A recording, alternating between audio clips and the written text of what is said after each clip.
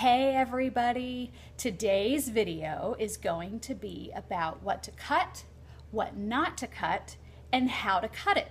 There are some things, especially if you're a beginner, that you might want to skip putting in your quilt, even though it's really special, only because it can really jam you up with sewing, and I'm trying to keep this simple and fun. I'm trying to gear this towards beginners, people that have never sewn, and they really want to do this. I have so many of my girlfriends that want to do this, and they've never sewn anything. So let's get right into it.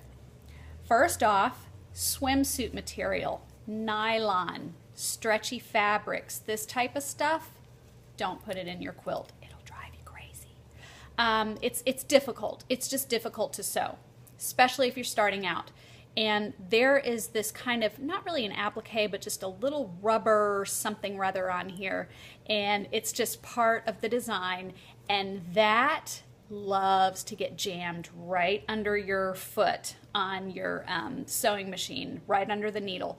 So that can really hold you up.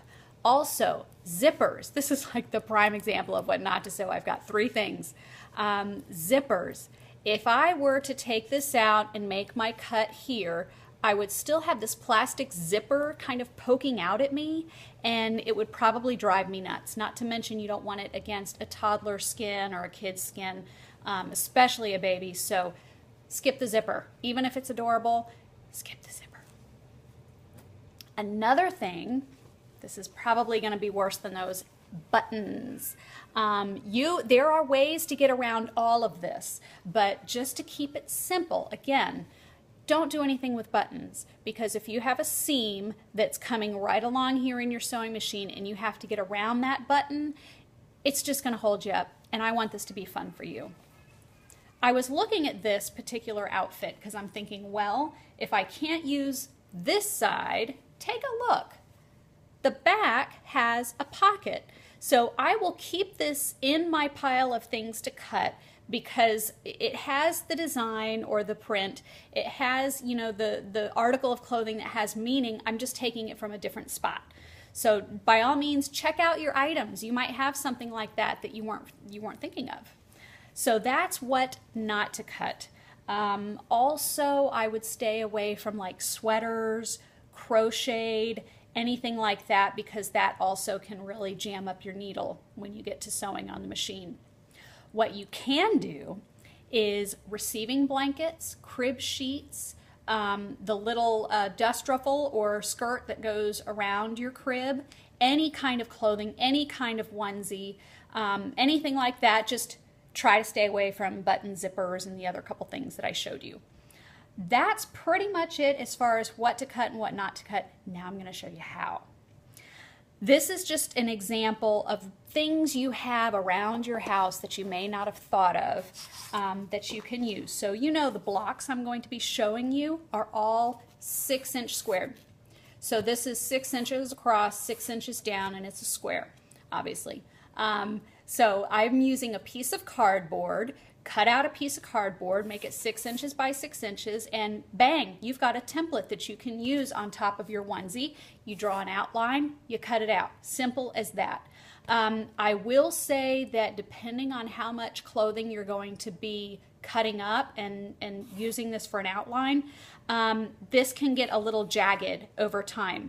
So if you can, skip, this is fine, but if you can, skip that, go for a tile. There's lots of 6-inch tiles. You can go to any of the big, the bigger chains, and they have them so cheap. Grab a couple tiles and you can use this. It's much more sturdy and it's inexpensive. Another thing you might have laying around if you have older kids is some of these blocks. I was surprised. It's actually 6 inches by 6 inches, so you can use something like this. Anything like this will work just fine. You don't have to spend a lot of money. You don't have to go out and buy the stuff. But if you do want to buy the stuff, I'll show you what I use. I use what's called a rotary mat. And you'll have to excuse me, I'm no cameraman, but that's as good as it's going to get right there for now. This is called an omni grid, And basically what I do is I set my onesie or whatever clothing that I'm going to be cutting on top of this. This is called a rotary mat, and it just protects your table, it protects the surface.